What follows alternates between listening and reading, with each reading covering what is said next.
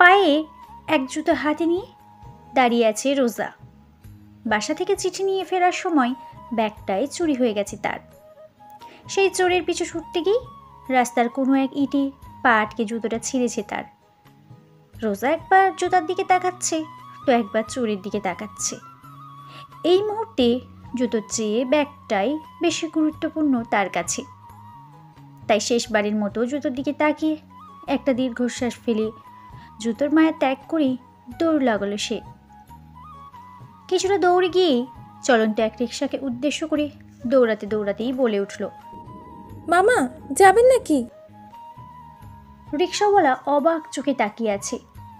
কোনো শাড়ি পরিহিতা সুন্দরী মেয়েকে হয়তো এর আগে কখনো এভাবে দৌড়াতে দেখেনি সে। রিকশা চালককে চুপ থাকতে দেখে আবারও বলে উঠল রোজা, মামা সামনে তাকান, রিক্সা নিয়ে গর্তে পড়বেন। সামনের চুরটাকে ধরবো, বুঝলেন? যাবেন নাকি? রিকশাওয়ালা অবাক বিস্ময়ে মাথা নেড়ে অস্বীকৃতি জানালো। বিড়বিড় করে বলল, যাইতাম না, ওইদিকে রিক্সা ঢুকাইতে দেয় না, কন্ট্রাকশন চলতেছে। রিকশা চালকের কথা রোজার কান পর্যন্ত পৌঁছালো নাকি বোঝা গেল না। সে আগের থেকেও দ্রুত দৌড় লাগিয়ে চোরের পিছু পিছু গলির মোড়ে হারিয়ে গেল। কিছুটা সামনে এগিয়েই হাঁপিয়ে উঠল সে। চোর বেচারাও নিশ্চয় হাঁপিয়ে গিয়েছে, কে জানে, হয়তো না। রোজা হাঁটুতে ভর করে ঝুঁকে জোরে জোরে শ্বাস নিতে নিতে পাশ ফিরে তাকালো। পাশেই বেশ কিছু ছেলে দাঁড়িয়ে আছে। তাদের পিছনে সারি সারি কালো গাড়ি। সামনের গাড়ির ডেকের উপর একটা কাগজ বিছিয়ে গম্ভীর মুখে কিছু একটা আলোচনা করছে কিছু ভদ্র পোশাকধারী লোক। রোজা তাদের উদ্দেশ্যে চিৎকার করে বলে উঠল, এই যে, হ্যালো বয়েস, ওই লোকটা আমার ব্যাগ চুরি করে আপনাদের কনস্ট্রাকশন বিল্ডিংয়ে আশ্রয় নিচ্ছে। আমায় হেল্প করুন প্লিজ। রোজার কথায় সবাই এক নজর রোজার দিকে তাকালো। পর মুহূর্তেই নিজেদের কাজে ব্যস্ত হয়ে পড়ল। রোজা ভ্রু কুঁচকে কয়েক সেকেন্ড তাকিয়ে থেকে ঝটপট ওদের পাশে গিয়ে দাঁড়িয়ে ঝাঁঝালো গলায় বলে উঠল, আরে কেমন লোক তোমরা? পুরুষত্ব বলে কিছু আছে? মেয়েদের ধর্ষণ করার সময় তো পুরুষত্ব 10 আনা, অথচ একটা চোর ধরতে পারছো না। কেমন গুন্ডা তোমরা? দেখেই তো বোঝা যাচ্ছে জাত গুন্ডা এক একটা। গুন্ডারা বুঝি এমন হয়? আমি তো ভাবতাম তারা সিনেমার মতো ব্যাপক সাহসী হয়, বাট আজ তো দেখি সব ভুয়া। একটা মেয়ের সামনে সব সাহস কচু খেতে লুকিয়ে গিয়েছে। কি লজ্জাজনক ব্যাপার এটা, ছি। কথাটা বললেই ঠোঁট উল্টালো রোজা। পাশ থেকে কালো করে মোটা ছেলেটা বলে উঠল, ওই মাইয়া, কও কি বেশি কথা বললে না একদম কবর করে দিমু। সেটাই পারবেন, খালি মেয়েদের খবরই তো করতে পারেন। আবে, এতই খবর করার সাহস থাকলে ওই চোরটাকে ধরে এনে দেন দেখি। ধরে আনতে পারলে সবার দুপুরের লাঞ্চ ট্রিট আমার কনফার্ম। এখন ভেবে দেখুন, ব্যাগটা না আনতে পারলে একটা মেয়ের সামনে আপনাদের গুন্ডা জাতির মান ইজ্জত শেষ। কথাটা বলতে বলতে হাতের ইশারা করে ফাঁস দেখালো রোজা। লোকগুলো একে অপরের দিকে তাকিয়ে দৃষ্টি বিনিময় করেই দ্বিধাভরা চোখে পাশে দাঁড়ানো ফর্মাল পোশাকধারী ছেলেটির দিকে তাকালো। ছেলেটি চোখ ইশারা করতেই চিৎকার করে ছুটে গেল সব। পুরো বিল্ডিং খুঁজে কিছুক্ষণের মধ্যেই ব্যাগসহ চোরটিকে ধরে এনে রোজার সামনে দাঁড় করালো ওরা। চোরটিকে সামনে পেয়ে দুর্বলতা বুঝে লাথি লাগালো রোজা। এক লাথিতেই চোখ মুখ কুচকে বসে পড়ল সে। পাশের ছেলেগুলো জিহ্বায় কামড় দিয়ে ড্যাব ড্যাব করে রোজার দিকে তাকিয়ে আছে। আর ফর্মাল গেটআপের ছেলেটা হালকা কেশে অন্যদিকে তাকালো।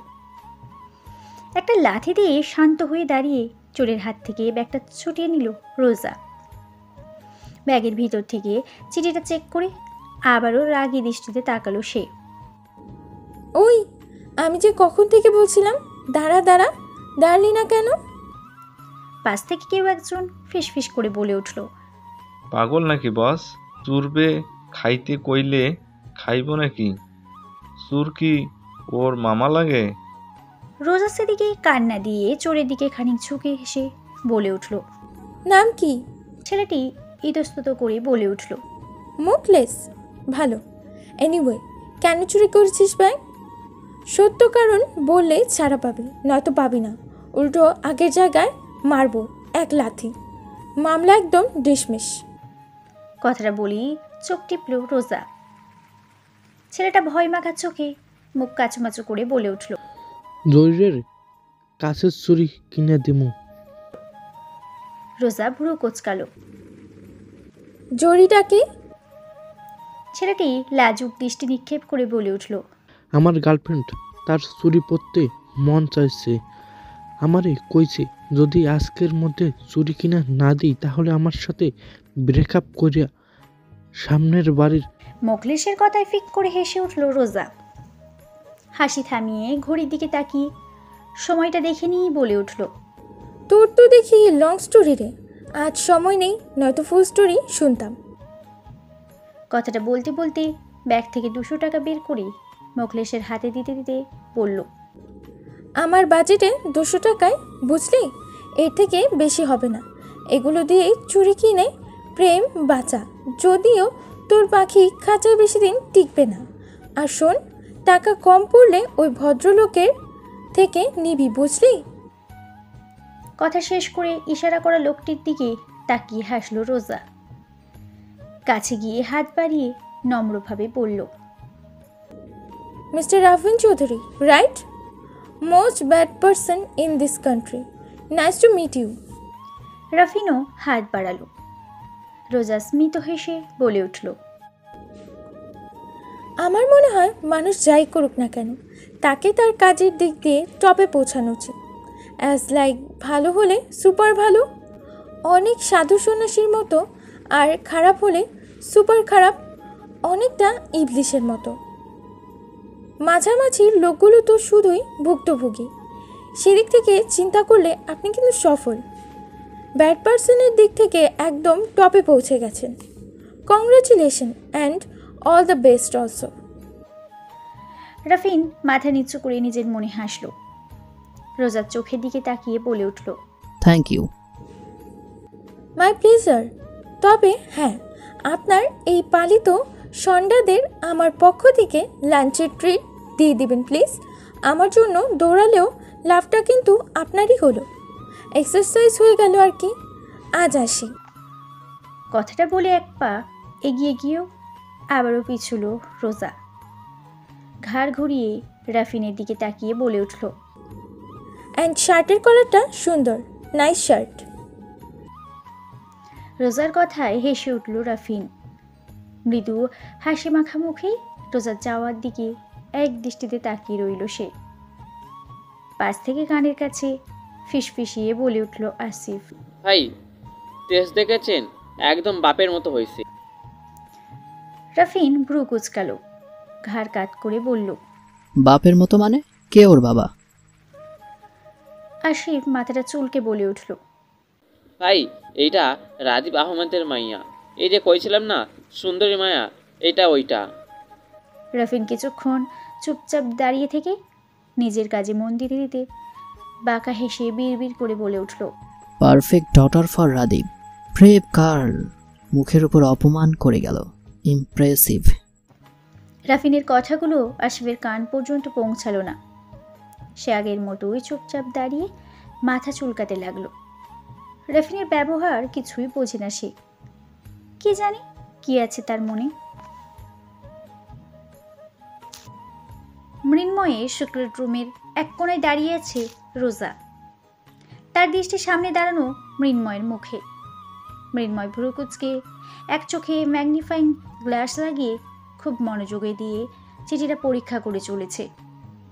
এই পর্যন্ত দুবার রোজাকে চলে যেতে বলা হয়েছে, কিন্তু রোজার মধ্যে যাওয়ার কোনো লক্ষণ দেখা যাচ্ছে না। ব্যাপারটায় মৃন্ময় বিরক্ত হলেও তার মুখে বিরক্তির ছাপ নেই বললেই চলে।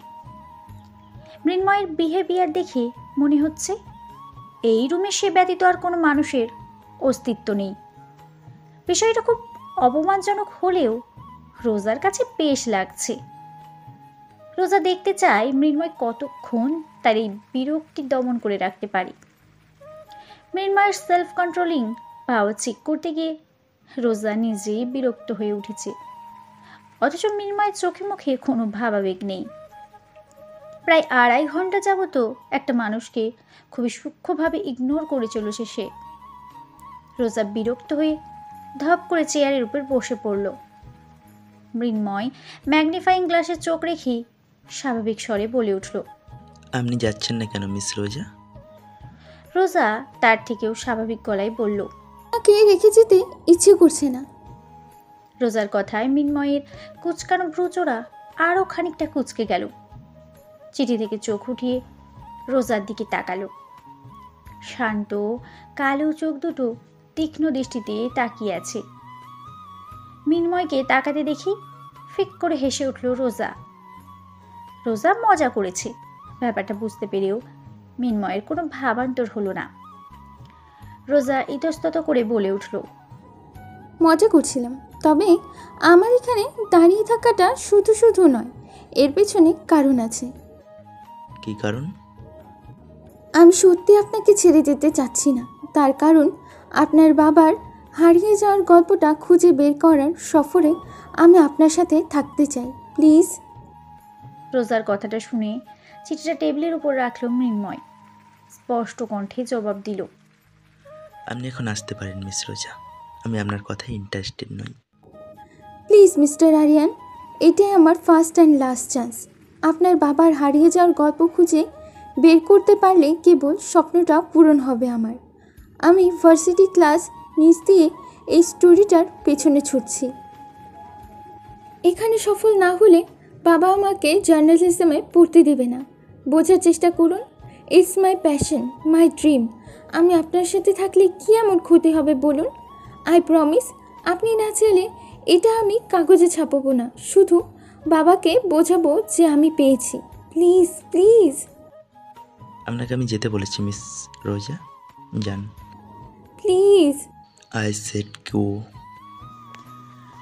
রোজা অসহায় দৃষ্টিতে তাকালো। স্টোরিটার এন্ডিং পর্যন্ত পৌঁছাতে তো তাকে হবেই।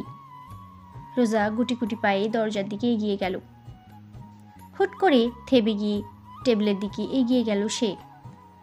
টেবিলের ড্রয়ার খুলে রিভলভারটা নিয়ে মৃন্ময়ের দিকে তাক করল। মৃন্ময় ভুরু কুচকে তাকিয়ে আছে। রোজার হাতটা মৃদু কাঁপছে।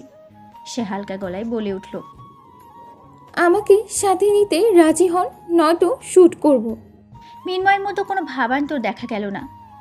সে আগের মতোই দাঁড়িয়ে আছে, তবে এবার ভ্রু দুটো কুচকে নেই, একদম স্বাভাবিক। মৃন্ময়কে এভাবে ভাবলেশহীনভাবে তাকিয়ে থাকতে দেখে ঢোক গিলল রোজা। করুণ কণ্ঠে বলল, এমন করছেন কেন? আমি তো বললাম আপনার কোনো নিউজ লিক করব না। আমি প্রমিস করলে জীবন দিয়ে হলেও তা রক্ষা করি। বোঝার চেষ্টা করুন, ইটস অ্যাবাউট মাই ক্যারিয়ার। আমার ক্যারিয়ারটা এভাবে নষ্ট করতে পারেন না আপনি। মৃন্ময় এবারও কিছু বলল না। রোজা বিরক্ত হয়ে বলে উঠল, নেবেন আমায় নাকি নেবেন না? Yes or not. না নিলে কিন্তু শ্যুট করে দেব একদম মাথায়। মৃন্ময় এবার নড়ে চড়ে দাঁড়ালো। হাত ভাঁজ করে দাঁড়িয়ে শান্ত গলায় বলে উঠল, ওকে, শ্যুট করুন।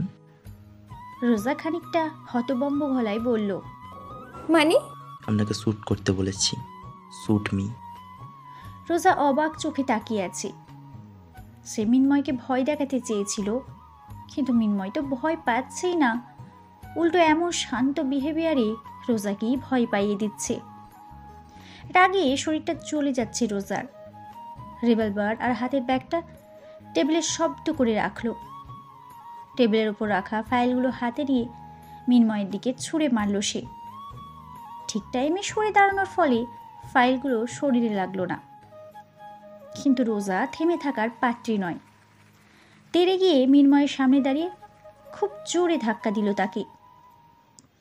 নিজের সবটুকু শক্তি দিয়েও মৃন্ময়কে এক চুলও নাড়াতে পারল না। মৃন্ময় রোজার ডান হাত পিঠের সাথে চেপে ধরে স্বাভাবিক গলায় বলল, কি হচ্ছে এসব? পাগল হয়ে গেছেন miss Roza? You need psychiatrist. No, I need permission. Please পারমিশনটা দিয়ে দিন না, প্লিজ প্লিজ। আপনি খুবই অদ্ভুত একটা মানুষ। আপনি একটা নন, আপনার মাঝে অনেকগুলো আপনির বসবাস। আমার দেখা নদীর পাড়ের মৃন্ময়ের সাথে এই মৃন্ময়ের আকাশ পাতাল তফাৎ। 2 মিনিটের জন্য আগের মৃন্ময় হয়ে আমার রিকোয়েস্টটা অ্যাকসেপ্ট করে নিন না। এই নায়ক সাহেব। মৃন্ময় ছোট করে নিঃশ্বাস ফেলল। ওর চোখ দুটো রোজার গালের টোলটার উপর নিবদ্ধ। কথা বলার তালে তালে গালের গর্তটা যেন নৃত্য করছে। মৃন্ময় চোখ বন্ধ করে নিল। রোজা নামক অসুখটা আবারও চারা দিচ্ছে মাথায়। মৃন্ময় রোজার হাতটা ছেড়ে দিয়ে দুপা পিছিয়ে দাঁড়ালো। ডান হাতে কপালে পড়ে থাকা চুলগুলো সরিয়ে দিয়ে হালকা কেশে গলা পরিষ্কার করলো। পকেটে হাত গুজে খুব স্বাভাবিকভাবে বলে উঠল, ওকে, বাট আমাকে ওভারকাম করার চেষ্টা করলে আপনাকে পস্তাতে হবে মিস রোজা। রোজা তুমুল গতিতে মাথা নাড়ালো।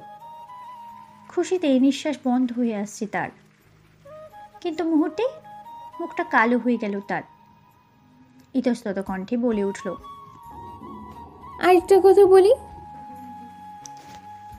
মৃন্ময় জিজ্ঞাসু দৃষ্টিতে তাকাতেই জিহ্বা দিয়ে ঠোঁট ভিজিয়ে সাহস নিয়ে বলে উঠল রোজা, ছিলাম কি, তীর্থ আমাদের সাথে থাকুক। তীর্থ কিছু লিক করবে না, আমি গ্যারান্টি দিচ্ছি। ও খুবই ট্রাস্টওয়ার্থি একটা ছেলে। আমরা একটা টিম হতে পারি। ইউ নো না, 10 মিলে করি কাজ, হারি জিতি নাহিলাজ। ওর থেকে এক্সট্রা হেল্প পেতে পারেন আপনি, প্লিজ।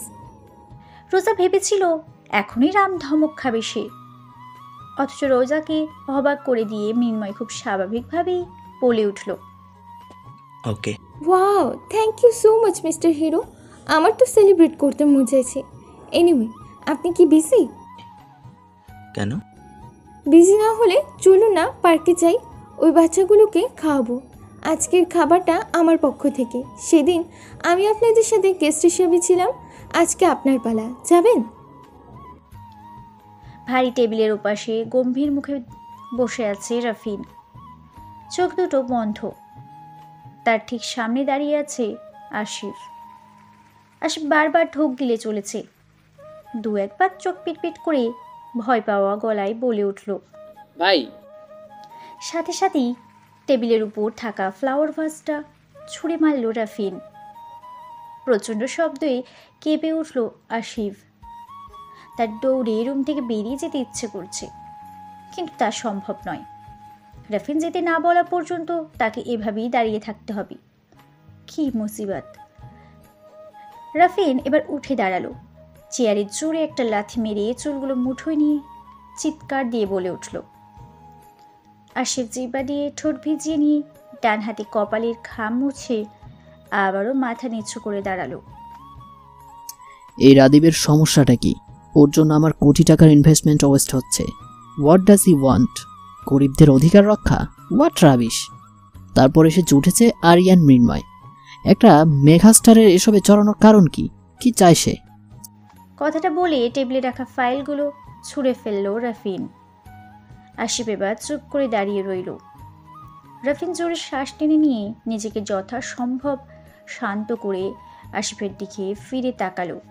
শান্ত কণ্ঠে বলল, মৃন্ময় চায়টা কি? টাকা?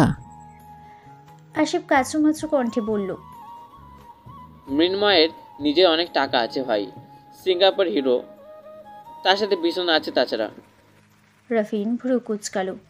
তাছাড়া মৃন্ময়ের টাকার প্রতি কোনো ইন্টারেস্ট নেই ভাই, নিজের টাকা ইচ্ছা মতো বিলে দেয় সে। এখানেও তাই করছে। আমাদের সাথে কোনো শত্রুতার জন্য নয়, তার ইচ্ছে হয়েছে তাই বস্তিবাদীদের ফাইন্যান্সিয়াল হেল্প করছে। এই কাজটা প্রায় করে সে। এতে আপনার লাভ হলেও কিছু আসে যায় না, ক্ষতি হলেও না। আজব ক্যারেক্টার ভাই। আপনি মানা করলেন না, ধমকি দিলেন না, হাসি মুখে কথা বললেন সে, কিন্তু কাজ থামবে না, উল্টো বেশি করে করবে। নিজের ইচ্ছা বাইরে হাঁচিও দেয় না। সে যতক্ষণ পর্যন্ত কেউ তার সাথে আলোচনা করবো ততক্ষণ পর্যন্ত সে সর্বোচ্চ শান্ত, ভদ্র এবং নিরহ। কিন্তু কলার পর্যন্ত চলে গেলে পরের দিন আর তাকে খুঁজে পাওয়া যায় না। কোথায় যায়, কিভাবে কি হয় সে সম্পর্কে কেউ জানে না ভাই। আমায় গুম করে দেয় নাকি অন্য কেউ, সেটাও জানে না কেউ ভাই। শালার টাকা বেশি হয়েছে নাকি? ভাই শুধু ওকে ঘাঁটিয়ে না সময় নষ্ট করে রাদীপকে নিয়ে ভাবলে হয় না? আমরা কোনো স্টেপ না নিলে আরও লসের মুখে পড়তে পারি ভাই। রাদীপ যেভাবে প্রচার চালাচ্ছে আর আমাদের নিয়ে খবর বানাচ্ছে, তাতে করে পুরো দেশের মানুষের আগুন জ্বলে উঠতে বেশি সময় লাগবে না। ওফ, Radeep Radeep Radeep bastard, he deserve a terrible death, brutally. ভাই রাদীপকে এখন মারা রিস্ক হয়ে যাবে। ও এখন কোনো কারণে মারা গেলে আর মারামারি বা না মারি সম্পূর্ণ দোষটা অটোমেটিক আমাদের ঘাড়ে চলে আসবে। তার থেকে ওর মেয়েকে মেরে দিলেই ভালো হয় না? মেয়েকে মারা বেশি ইজি হবে, কেউ সন্দেহ করবে না। কেসটা কেমন সাজানো যেন এটা অর্ডিনারি রেপ কেসের মতন শো করে। ঢাকায় এমন ঘটনা তো এখন অহরচ ঘটছে, এই গ্রহণযোগ্য হবে ভাই? তাকালো। রাফিন ঘাড় ঘুরিয়ে তাকালো। সে চোখের ভাষাটা বোঝার ক্ষমতা আসিফের নেই, না আছে সেদিকে তাকিয়ে থাকার ক্ষমতা। আসিফ চোখ নামিয়ে নিল। রাফিন কিছুক্ষণ তাকিয়ে থেকেই নজর ফেরালো। কপালে হাত রেখে ছোট্ট করে শ্বাস ছেড়ে শান্ত গলায় বলল, দুপুরের মেয়েটা নাম কি ওর? জি রোজা, দারুন আহমেদ রোজা ভাই। নামটা কয়েকবার নিজের মনে বিড়বিড় করল রাফিন।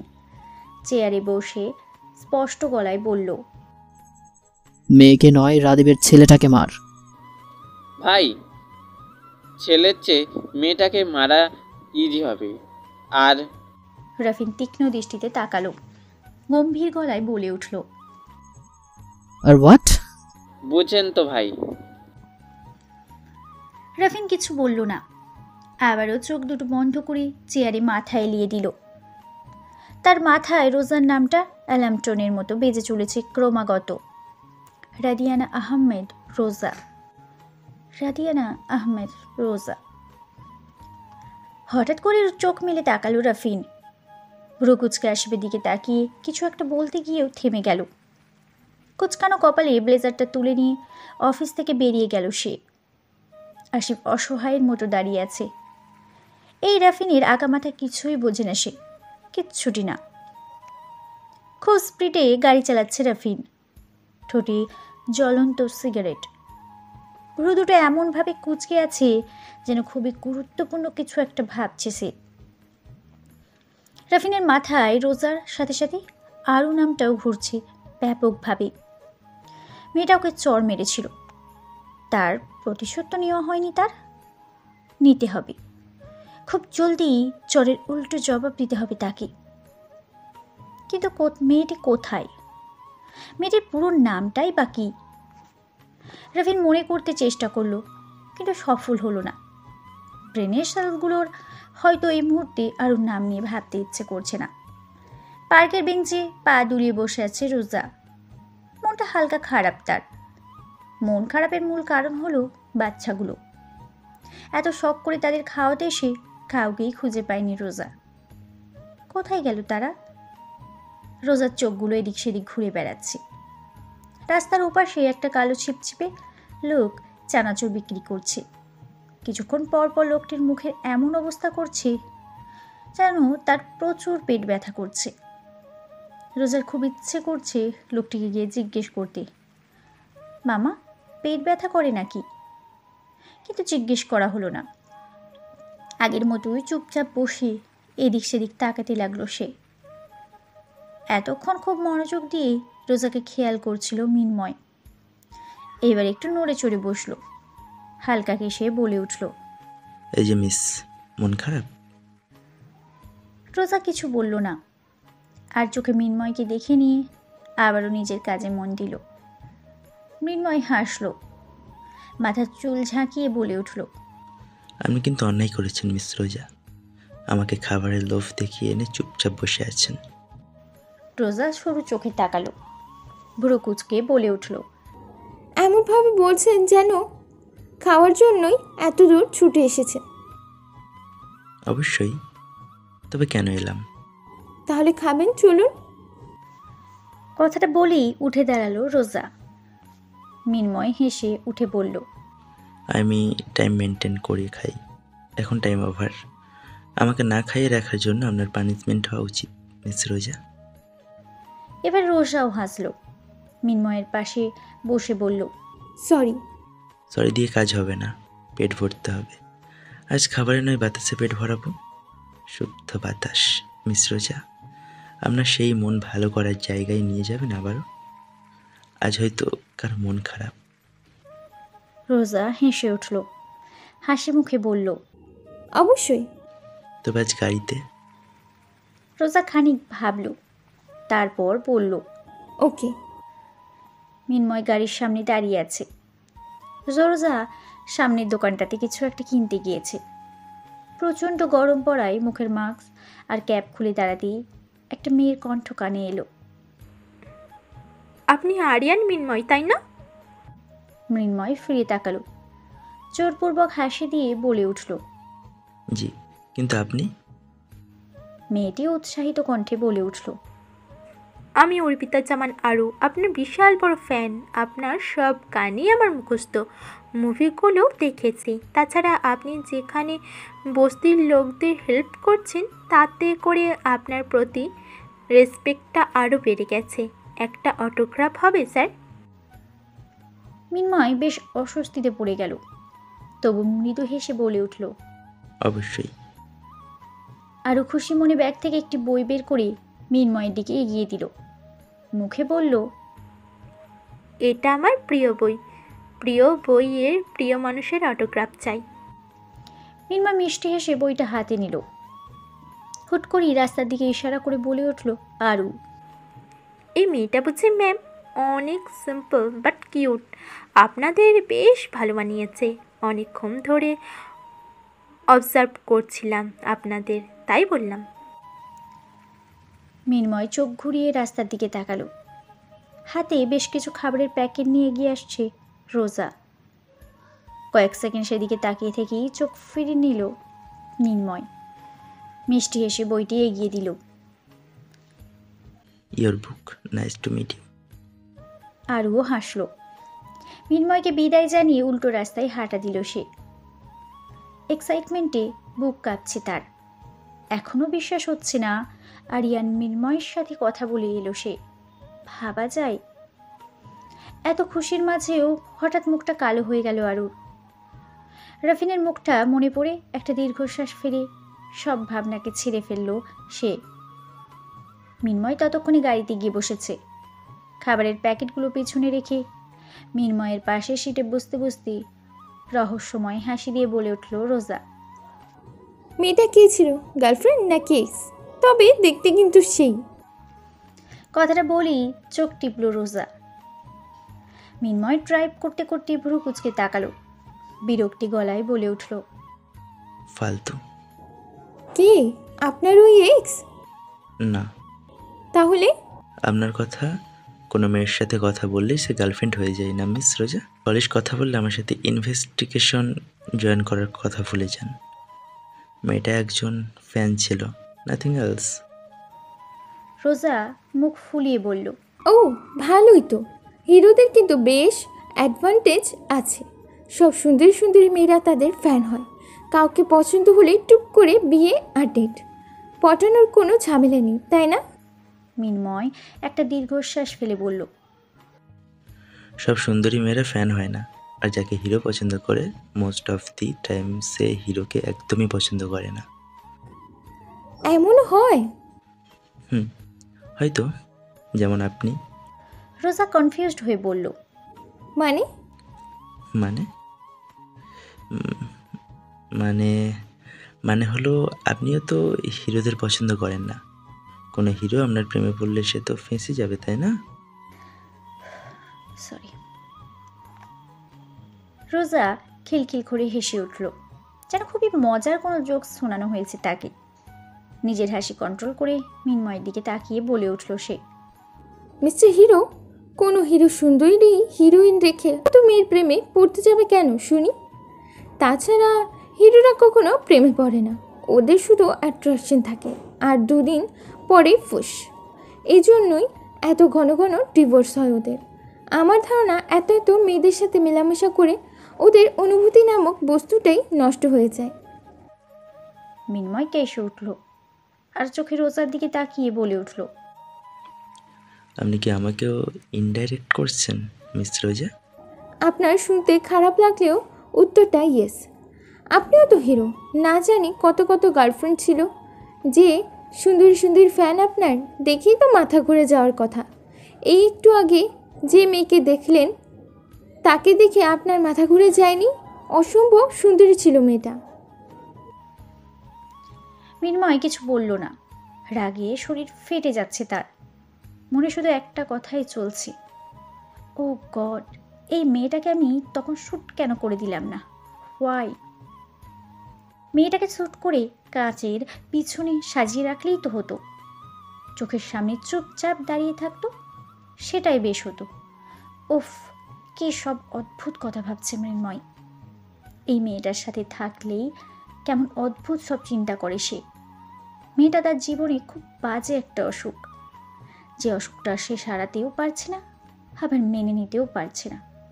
কি ভয়ানক অবস্থা তার। সার কোণ ঘেঁষে বসে আছে আরু। পাশে যে লোকটি বসে আছে তার নাম সাইম, নুরুল আহমেদ সাইম।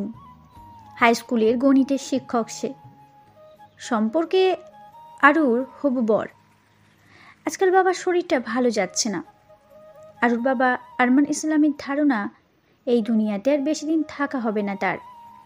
খুব শীঘ্রই পাড়ি জমাতে হবে সেই দূরের কোনো দেশে। এই তো সেদিনই আরু কলেজ থেকে ফেরার পরপরই আরুকে ডেকে পাঠালেন আরমান। মেয়েকে পাশে বসতে ইশারা করে দুর্বল গলায় বললেন, পড়াশোনা কেমন চলছে মা? জি বাবা, ভালো। এখন শরীর কেমন তোমার? আরমান দুর্বল হাসি দিয়ে বললেন, আর শরীরের দিন শেষ মা, এখন শুধু যাওয়ার পালা, অপেক্ষার অপেক্ষা। কিসব বলছো বাবা? এসব বলতে নেই। আরমান আরুর কথায় কান্না দিয়ে নিজের মনে বলে উঠলেন, 17 বছর বয়সে তোর মাকে বউ করে এনেছিলাম, বুঝলি? গ্রামের একদম দস্যি মেয়ে ছিল সে। আমি অফিসের সামান্য কেরানি ছিলাম, তবু তোর মায়ের সাথে সুখের অভাব হয়নি। মানুষের জন্ম মৃত্যু বিয়ে সবই নির্ধারিত মা, এসব নিয়ে অতিরিক্ত ভাবতে নেই। ভাবলেও তার কুল কিনারা পাওয়া যায় না, সবই তো মাবুদের হাতে। এই যে তোর মায়ের মতো সুন্দরী মেয়ে আমার মতো একজন মানুষের বউ হবে, তা কি কেউ কখনো ভেবেছিল? আর হুট করে বিনা অসুখে হঠাৎ আমাদের ছেড়ে চলে যাবে, এটাই বা কে ভেবেছিল? সবই নিয়তি, বুঝলি? সেদিন আরও কিছু বলেনি, চুপ করে শুনে গিয়েছে শুধু। আরমান খানিক থেমে আবারও বলে উঠলেন, নূর আহমেদকে চিনিস? তোর ভাইয়ের সাথে পড়াশোনা করেছে, এখন হাই স্কুলের গণিতের মাস্টার। ছেলেটা বাসায় বিয়ের প্রস্তাব পাঠিয়েছে। আমরা মধ্যবিত্ত পরিবার, এর থেকে ভালো বিয়ের ঘর কি আমাদের জন্য আর হতে পারে মা? ছেলে সরকারি চাকরি করে, রিটায়ার হওয়ার পর পেনশন পাবে। জীবিকা নিয়ে কোনো রিস্ক নেই। ছেলের সব চরিত্র ভালো। আমারও দিন শেষ, তোকে বিয়ে দিয়ে সুখী না দেখে তো মরেও শান্তি পাবো না মা। তোর মায়ের কত শখের মেয়ে ছিলি তুই, অতি না করে গেলে মরার পর তাকে কি জবাব দিও বল?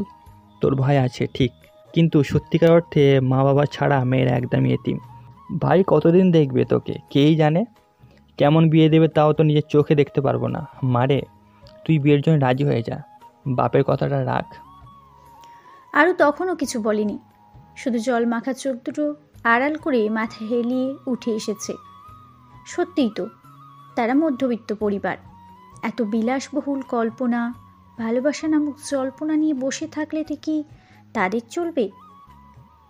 কাঁধে কারো ঝাঁকুনিতে পাশ ফিরে তাকালো আরু। শাইম ডাকছে, তুমি ঠিক আছো আরু? কখন থেকে ডাকছিলাম তোমায়, শুনছিলে না যে? আমি ঠিক আছি। আচ্ছা বেশ, কিছু খাবে? রিক্সা থেকে নেমে আইসক্রিম হাতে পেয়ে হেঁটে ঘুরে কেমন হয়?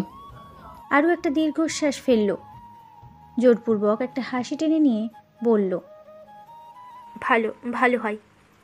আরুর মুখ থেকে পজিটিভ উত্তর পেয়ে শাইমের চোখ মুখ উজ্জ্বল হয়ে এলো। আগ্রহ নিয়ে বলে উঠল, তাহলে চলো আমরা বরং নেমে পড়ি। আরও মাথা হেলিয়ে সম্মতি জানালো। রিক্সা ভাড়া মিটিয়ে রাস্তার পাশ থেকে দুটো আইসক্রিম কিনে নিয়ে কিছুটা সামনে এগোতেই তাদেরকে পাশ কাটিয়ে সাই করে বেরিয়ে গেল একটি গাড়ি। শাইম ইতস্তত করে আরুর বাম হাতটা হাতের মুঠোয় নিতেই গাড়িটা ব্যাক করে ওদের ঠিক সামনে এসে দাঁড়ালো। আরু শাইম দুজনেই চমকে উঠে তীক্ষ্ণ দৃষ্টিতে তাকালো। গাড়ি থেকে যে মানুষটি বেরিয়ে এলো তাকে দেখে আরুর হাত পা যেন মুহূর্তেই ঠান্ডা হয়ে এলো। মানুষটা ওদের কাছাকাছি এসে পকেটে হাত গুজে দাঁড়িয়ে বাঁকা হেসে বলে উঠল, হাই আরু বেবি, কোথায় যাচ্ছ? আমাকে যে বললে তুমি বাসায়, মিথ্যে বলেছিলে? আরু ঢোক গিলল। রাফিনের কথার আগামাথা কিছুই বুঝতে পারছে না সে। কি করতে চাইছে রাফিন? আরুকে চুপ করে থাকতে দেখে কিছুটা এগিয়ে এলো রাফিন। শাইমকে ইশারা করে বলে উঠল, এই ছেলেটাকে Aru, whatever, I was missing you.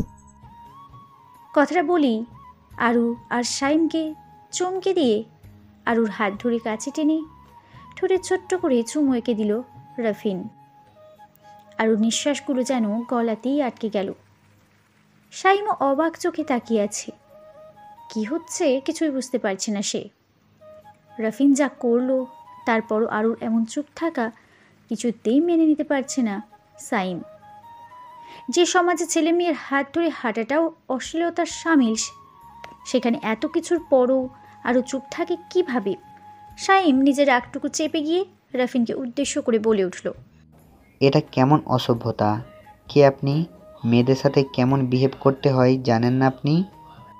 রাফিন হাসল, ভাবলেশীনভাবে জবাব দিল, অন্য মেয়ে আর আরুর মাঝে তো আকাশ পাতাল পার্থক্য মিস্টার।